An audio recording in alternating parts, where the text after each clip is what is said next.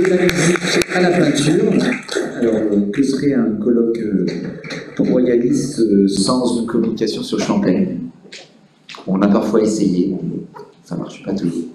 Alors, je regrette particulièrement d'être moi en ce moment, puisque je ne suis pas Philippe Huet, je ne suis pas conservateur du Musée national des Champs. Et donc, vous avez raté un beau duo de conservateurs. Mais j'ai quand même la très grande joie d'accueillir Elena Cioccoiu, j'espère pas me tromper, je vais bien prononcer, c'est magnifique. Vous êtes conservatrice au Musée national d'art de Roumanie et vous allez nous donner une communication qui s'intitule « Corps dissimulé, corps voilé » chez Philippe de Champaigne. Oui. Alors, bonjour, je vous remercie beaucoup pour la présentation. Je voudrais aussi remercier deux fois les organisateurs. Juste le micro, comme ça. D'abord parce qu'ils ont accepté cette proposition de communication et ensuite parce qu'en organisant ce colloque, ils m'ont donné l'occasion d'aborder un sujet qui me semble fascinant. Corps dissimulé, corps voilé chez Philippe de Champaigne. Né à Bruxelles en 1602, Philippe de Champaigne commence son apprentissage à l'âge de 12 ans chez Jean Bouillon, en travaillant ensuite auprès de Michel de Bordeaux et plus tard chez Jacques Fruquière. Des réminiscences de la formation flamande se retrouvent dans la manière dont l'artiste figure le corps dans plusieurs portraits et scènes religieuses réalisés après son arrivée à Paris en 1621. L'attention accordée au détail, aux éléments de physionomie individualisant les personnages représentés, qui ne flattent pas, on le marque toujours, un souci d'objectivité chez Champaigne. La mise en évidence des mouvements par des draperies amples et la préoccupation constante pour la ressemblance entre le portrait et le modèle. Philippe de Champaigne se détache pourtant de cette tradition flamande parce que sa peinture n'a pas la dimension tactile de la peinture flamande. À la différence des artistes comme Rogier van der Weyden ou Jan van Eyck, Philippe de Champaigne ne souligne pas la qualité des tissus somptueux et il évite la décoration des vêtements qui enveloppent le corps des personnages dans les scènes religieuses. Il ne superpose pas les couches de couleurs en cherchant à obtenir des effets de matière qui pourraient démontrer sa virtuosité. Ce n'est pas l'expressivité des coups de pinceau fébriles qui l'intéresse, mais la vie intérieure des personnages qu'il figure. Comme Bernard Dorival l'a montré dans l'art des catalogues qu'il a consacré à Philippe de Champaigne, l'artiste préparait la représentation des personnages qui peuplent les scènes religieuses en s'inspirant d'un ample répertoire de gravures. Il a réalisé certains portraits à l'insu des modèles, comme Madame Plasnet l'a dit hier, et il a utilisé des plâtres et des rôles de visage.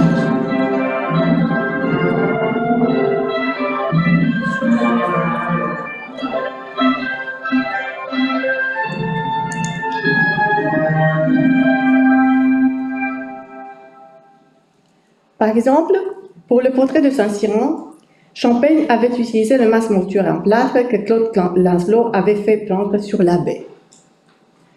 Dans l'aventure de Philippe de Champaigne, le visage et les mains fonctionnent comme des noyaux expressifs du corps. Dans la plupart des portraits des membres du club de Port-Royal, Philippe de Champaigne dévoile seulement leur visage, qui attire le regard de l'observateur grâce à des compositions austères, définies par un coloris épuré et par un permanent souci de clarté. Les modèles se détachent sur un fond sombre, neutre, qui accentue leur air hiératique et les effets de lumière mettent l'accent sur le regard. Le regard plein de fermeté, de gravité, en même temps de compassion de l'abbé de Saint-Cyran. On cherche bien le sourire dont parlait hier M. Gérard Ferrel. Le regard limpide, lumineux, troublant par sa sérénité, de ce personnage qui a été identifié comme étant Antoine Lemaître ou Louis Isaac Lemaître de Sacy. Le regard plein de détermination de Martin de Barcos. Le regard tendre, pénétrant d'Angélique Arnaud. Le regard scrutateur de Robert Arnaud d'Andy. Le regard est un élément de surface qui donne accès à l'intériorité de la personne représentée. en marquant le lien entre le visible et l'invisible. Ce type de portrait réalisé par Champagne pour des membres du groupe de Port-Royal devient paradigmatique par l'économie des moyens, par le cadrage resserré, par la mise en page des figures en buste, tendues de 3/4, et par le motif récurrent de la balustrade de pierre sur laquelle l'artiste mentionne parfois l'âge ou la date. La balustrade peinte en trompe-l'œil, qui apparaît aussi dans le portrait d'Antoine Saint-Denis, je ne sais pas maintenant, qui se trouve dans une collection particulière, et dans les toiles présentant Moïse, n'est pas un simple artifice visuel, un élément de théâtralité, mais elle fonctionne comme un seuil entre l'espace réel, où se trouve le spectateur, et l'espace de la représentation.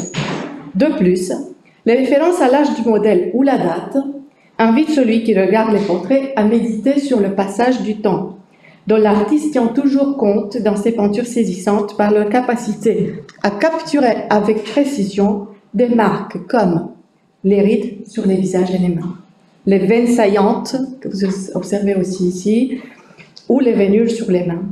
Ces détails renforcent l'impression de vie qui caractérise les portraits réalisés par Champagne. Le peintre ne supprime pas des corps immuables, figés dans le temps, mais des corps qui semblent palpiter.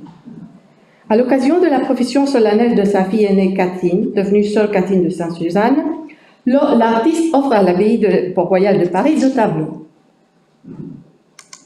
Saint Jean-Baptiste et la Madeleine pénitente. Le regard doux, rayonnant de Saint Jean-Baptiste et ce regard lointain de Madeleine bouleverse le spectateur. La bouche entrouverte de Saint Jean-Baptiste et de Madeleine et les larmes qui coulent sur le visage émacié de Madeleine confèrent à cette toile dessinée un espace de dévotion une intensité pathétique troublante.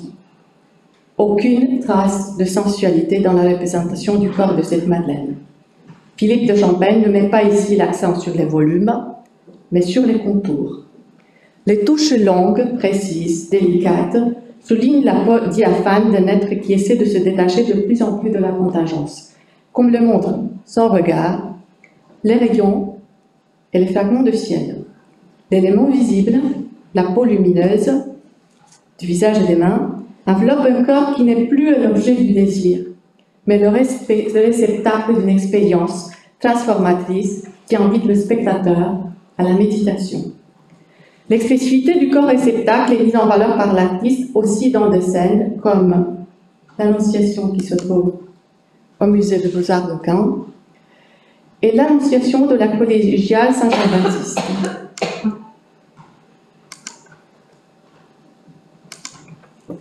Dans les deux compositions, Philippe de Champagne dévoile seulement le visage et les mains de Marie, qui exprime la soumission et l'acceptation de la mission annoncée par Gabriel. Le traitement minutieux des muscles de Gabriel dans ses annonciations et de plusieurs personnages qui sont saisis en mouvement, qui apparaissent dans des scènes comme l'Adoration des bergers, qui se trouve au musée de Beaux-Arts de Lyon, la résurrection de Lazare, du musée de Grenoble, la Nativité du Palais de Beaux-Arts de Lille, l'Adoration des bergers de la cathédrale Notre-Dame de Rouen, où le Christ mort sur la croix de Trafalgar Galleries démontre l'importance accordée par Philippe de Champagne à l'étude de l'anatomie. Le caractère sculptural d'une série de corps modelés par des effets de lumière, que vous voyez aussi ici, et surtout ici,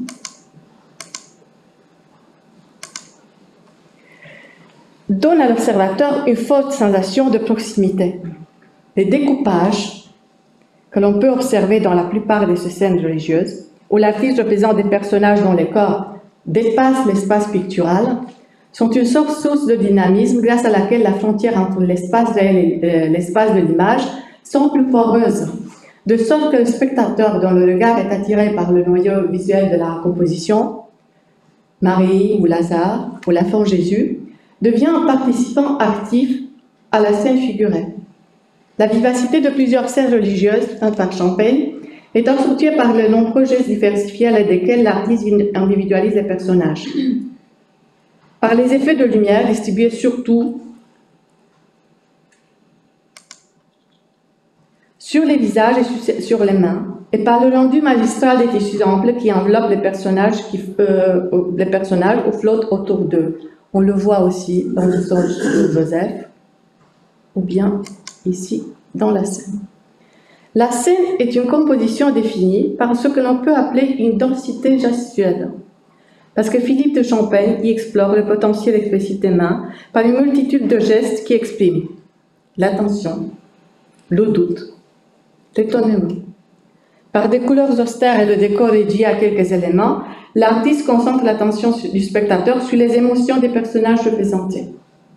Au centre de la composition se croise l'axe horizontal, esquissé par le regard des apôtres, et l'axe vertical, esquissé par le regard de Jésus, qui est l'expression du dialogue avec la transcendance. L'épuration de la composition est extrême. Aussi, dans quelques étoiles dans lesquelles Philippe de Champaigne représente Jésus.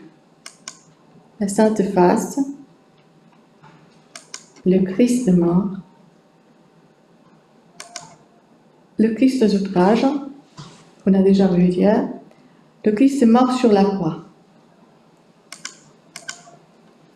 Par le naturalisme de la représentation, de cette représentation, les gouttes de sang, les larmes, les cernes, cette Sainte Face, qui est une œuvre de jeunesse, renvoie à la tradition flamande. L'intensité du regard est la marque de la capacité étonnante de l'artiste à saisir la vie intérieure de l'être représenté, un talent qui allait être démontré par des portraits saisissants comme ceux qu'il a consacrés aux membres du groupe de Port-Royal. En montrant les plaies sur le corps du Christ, dans le Christ mort ou le Christ aux outrages, le Christ mort sur la croix, Philippe de Champaigne met l'accent sur la nature humaine de Jésus, en créant un effet de proximité entre la figure et l'observateur, et en renforçant ce que l'on peut appeler la fonction émotive de l'image. Ce corps souffrant n'est pas fragile, mais musclé, sculptural. Par la force qu'il émane, il transmet un message plein d'espérance, une espérance concentrée par l'artiste aussi, dans la toile qui peut être considérée comme un creuset visuel de sa création. L'ex-voto de 1662, une peinture que Champaigne a offerte à l'abbaye de Port-Royal en 1662. Comme décrit Sandrine Lely, Philippe de Champaigne réalise dans cette composition une synthèse magistrale de son art, en mêlant portrait et peinture religieuse. L'inscription, qui a été écrite plus tard par le neveu de l'artiste, Jean-Baptiste de Champaigne, exprime la reconnaissance de Champaigne pour le miracle grâce auquel sa fille, la sœur Catherine Suzanne de Champaigne, dont la jambe droite était paralysée, a été guérie le 7 janvier 1662. Et je lis la tradition de l'inscription, parce qu'il y a beaucoup de liens entre le texte qu'on a entendu hier soir et cette toile. Au Christ, unique médecin des corps et des âmes, la sœur Catherine Suzanne de Champaigne, après une fièvre de 14 mois, qui par son caractère tenace et la grandeur des symptômes, avait effrayé les médecins, alors que la moitié de son corps était presque paralysée, que la nature était déjà épuisée et que les médecins l'avaient abandonnée, ayant joint ses pierres à celles de la mère Catherine Agnès, en un instant de temps, s'offre à nouveau doté d'une parfaite santé. Philippe de Champaigne a présenté cette image, témoin d'un si grand miracle et de sa joie. Et j'insiste sur cette idée d'instant de temps, parce qu'on ne voit pas ici un corps qui porte les marques du passage du temps, mais deux corps qui sont saisis dans cet instant. Cette toile peut être considérée comme un creuset de l'art de Champaigne, parce qu'elle est le résultat de plusieurs décantations, du processus graduel d'épuration visuelle qui marque sa carrière. L'artiste crée ici une composition caractérisée par l'austérité des couleurs et la sobriété de la mise en page, une composition d'une clarté éblouissante, en figurant dans un décor réduit à l'essentiel, deux personnages qui par leur regard tourné vers le haut et leurs mains jointes, dialoguent avec la transcendance. Une ferveur tranquille les unit. En regardant ces deux corps réceptacles, le spectateur remarque, comme dans plusieurs peintures de Champaigne, deux types de lumière. Une lumière extérieure qui enveloppe les deux religieuses, mais surtout une lumière intérieure, répandue par leur visage et par leurs mains. Le visage de la sœur Catherine Suzanne de Champaigne n'est pas marqué par la tristesse dont elle parle dans sa relation, où elle évoque l'impuissance de son corps, mais radieux, plein d'une sérénité douce. Ce visage rayonnant, diaphane, est saisi avec une virtuosité démontrée aussi par la manière dont l'artiste révèle la lumière, qui semble être blottie dans le corps de l'enfant Jésus, et en même temps émerge de son corps dans les scènes figurant l'adoration des bergers ou dans la nativité que nous venons de voir. La manière dont il surprend l'intensité du regard de la mère Angélique Arnaud et dont il anime les scènes religieuses par des corps qui semblent palpiter. Je vous remercie de votre attention.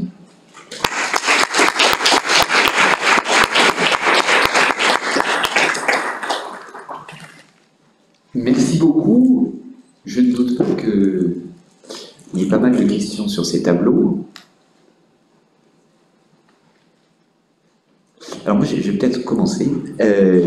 En fait, ce que je trouve assez frappant dans les tableaux de Champaigne, c'est d'abord la qualité de peinture des vêtements et des tissus.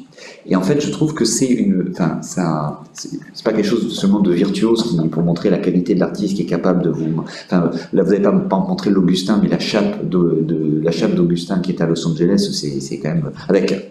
On retrouve tout l'Augustinus sur le... Enfin bon, bref, peu importe. Ça permet en fait de faire ressortir les corps. C'est-à-dire, je trouve qu'il a un usage en fait des vêtements qui, par contraste, fait ressortir le visage et les mains par une technicité de représentation qui, moi, je trouve absolument incroyable. Enfin, je ne sais pas ce que vous en pensez, mais il utilise en fait le voile du vêtement pour faire ressortir la pointe du visage et des mains. Oui, c'est vrai, mais ça reste visuel. C'est jamais, il me semble que c'est jamais tactile comme chez les autres artistes. Là, vous voulez dire le tissu? Le tissu, oui. Oui, j'ai pas l'impression. Bah, écoutez, je sais pas. Est-ce qu'on peut revenir sur la scène, par exemple, parce que bon, ouais. Vous voyez, la scène, moi, je trouve incroyable, c'est la nappe. Mais enfin, on le sent le lin là, vous voyez, il est donc alors bon là ça voile pas un corps, hein, mais vous voyez c'est quelque chose. Évidemment on sent qu'il n'y a pas une sorte de démonstration de technicité, mais il y a quand même le tissu. On pourrait passer la main, les velours sur l'Augustin, c'est exactement ça. Et je trouve qu'il en joue merveilleusement pour mettre en lumière les corps qui sont en fait complètement. Enfin c'est bon, c'est une simple impression, mais. Oui, j'ai compris. Ça dépend aussi de la personne qui les voit. Alors, je crois que...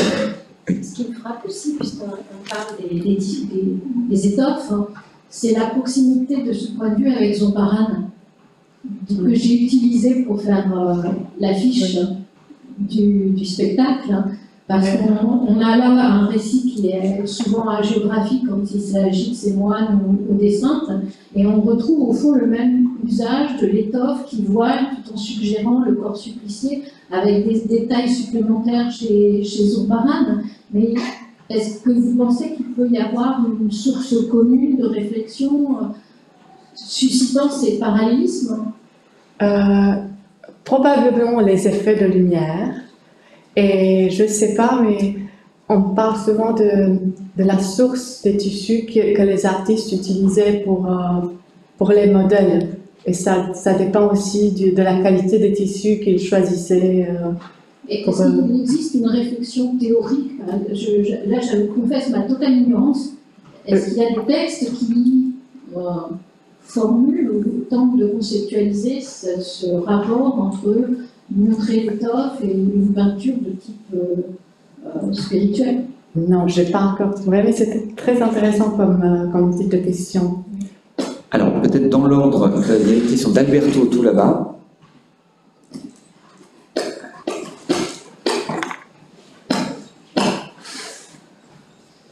Merci, c'était très beau. Et alors, contre Simon, je me donne vraiment raison. Je pense qu'il y a un élément important de la naissance d'un rejet de l'empattement de la matière picturale comme instrument pour montrer la richesse des objets représentés. Il y a une réflexion très approfondie qui a été menée par des peintres hollandais sur ça, sur le rapport entre la technique et la richesse technique de la technique, même surchargée au niveau des coups de pinceau, et le fait que c'est l'instrument technique pour montrer la richesse de ce qu'on représente. Je pense qu'il y a vraiment quelque chose entre des caractères plats et même quand elle représente des tissus et une recherche qu'on voit dans des tableaux de même époque hollandais, et notamment pas Rembrandt seulement, mais les autres de la même époque. Non, moi j'avais une question sur ce que vous disiez sur les dispositifs. Donc une chose qui est assez visible quand on voit les tableaux en série, c'est certains dispositifs. Donc vous avez rappelé des dispositifs de la fenêtre, d'encadrement. Un autre dispositif qu'on voit toujours sont ces chaises qui entourent le personnage. Donc je voulais juste vous solliciter à me dire quelque chose sur ces dispositifs qui fixent l'attention vers les corps, vers les sujets, par des éléments contextuels, souvent dont on ne comprend pas forcément la nécessité. Ces chaises à côté, on ne voit pas pourquoi il n'y aurait pas une table pour appuyer sur son livre plutôt qu'une chaise vide. Donc c'était juste ça, je trouvais que c'était très intéressant cette remarque que vous avez faite sur le bord. Et si on pouvait prolonger avec votre raison. Merci beaucoup pour la question.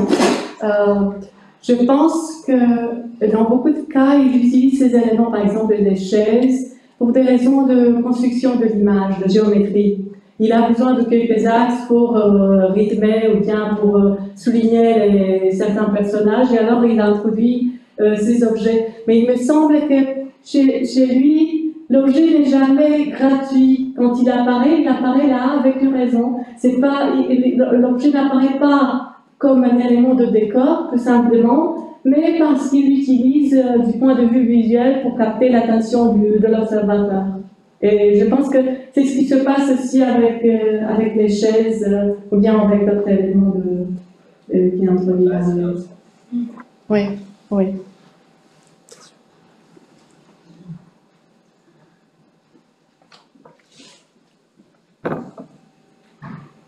Oui, pour revenir à la question de Zurbarán et de la scène, chez Zurbarán, donc c'est par rapport à ce que disait Laurence, le blanc a vraiment une valeur mystique. Et je pense que Philippe de Champagne joue sur cette symbolique aussi là, sur la nappe, avec cette espèce de blanc qui radouce comme ça, qui est impeccablement repassé en plus. Enfin. Oui, c'est vrai. C'est vrai. Et aussi les plis qu'il met ici sur la nappe.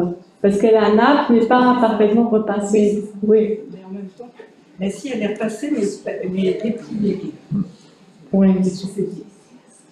Oui, ça peut être interprété aussi de ce point de vue. C'est une leçon sur le repassage à la génétique.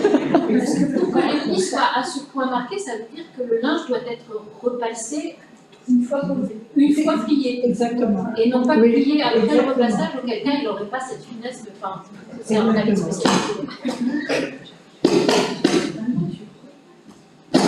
Tu repasses avant de plier.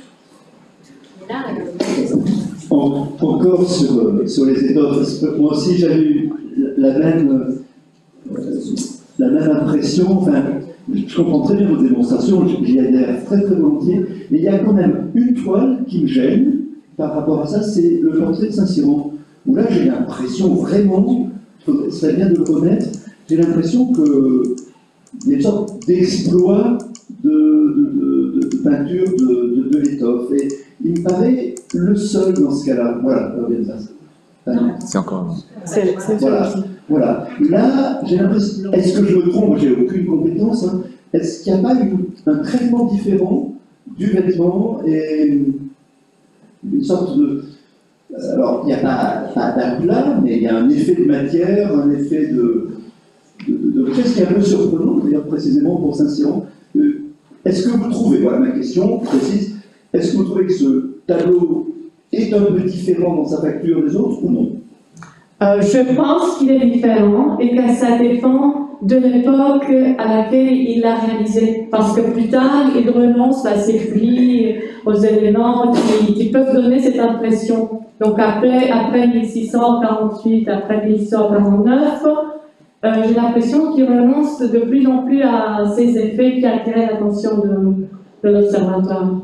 Oui, oui. Oui, disons. Est-ce que c'est pas parce que c'est un surplis sacerdotal et que la magnificence est à ce moment-là justifiée?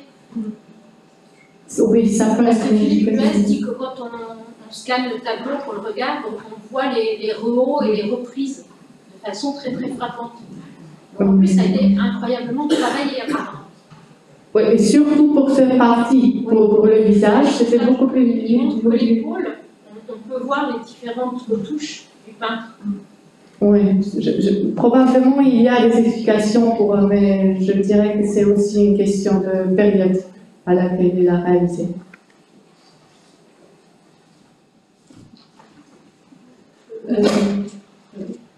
Je voudrais alors à la fois répondre à la question de Laurence, enfin, essayer de répondre sur les costumes, enfin, le fait que les personnages sont habillés, et aussi alors, concernant les effets de richesse ou non, je pense que Champagne échappe à la tentation qu'ont eu beaucoup de peintres hollandais, où il y a un moment c'est un petit peu la peinture pour la peinture, et chez Champagne c'est toujours dans un but, c'est jamais gratuit.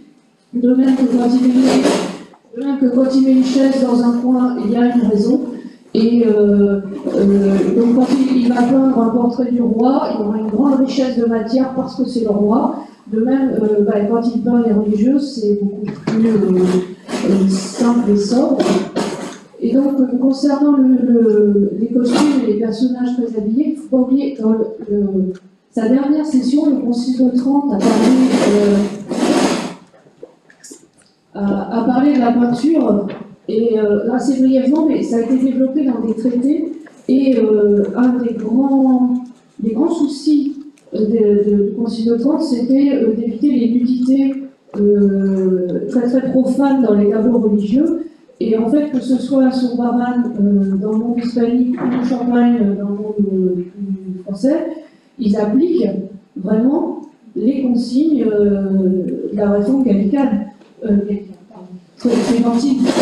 Il s'agit de revenir à l'utilité de la peinture religieuse, et donc alors chez Champagne c'est frappant, notamment sa Madeleine qui est sûrement la plus, elle est habillée jusqu'au cou, c'est une des Madeleines les plus habillées qui existent, mais il n'a pas fait de nu féminin d'ailleurs, enfin, et voilà, donc je pense qu'il y a vraiment, il faut tenir compte de ces consignes qui étaient appliquées par, alors surtout que Champagne qui est vraiment un peintre très croyant. Voilà, c'est oui, merci beaucoup pour la remarque. Et je voudrais répondre en même temps compléter ce que vous avez dit et aussi continuer la réponse à Albert, parce que il me semble que ce qui, comme vous avez dit, est juste. Chaque élément a sa raison d'être là, et il n'y a pas d'objet ou d'élément gratuit.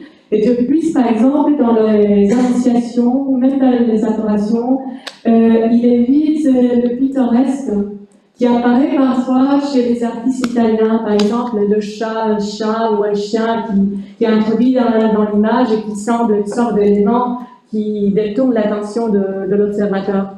Et on n'a pas ce cas d'éléments pittoresques chez Philippe de Champagne.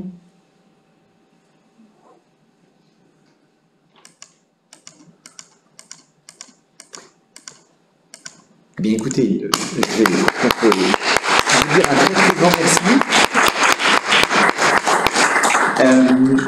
Les consignes pour cet après-midi, donc ça reprend à 14h30.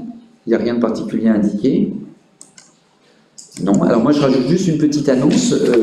La semaine prochaine, de l'autre côté de la rue, en Sorbonne, dans la salle des actes, il y aura la présentation d'un livre d'Éric Schuir qui porte, c'est une biographie de Nicolas Le Tourneux, un confesseur en fait de Port-Royal, qui s'appelle Dans l'ombre de Port-Royal. Donc si vous voulez vous voir ce que peut donner le genre biographique sur un personnage méconnu, avec une histoire absolument fascinante, venez, ça s'annonce fort sympathique. Et c'est donc jeudi prochain à 18h30, mais on peut le trouver sur le site de la Sorbonne. Merci à vous.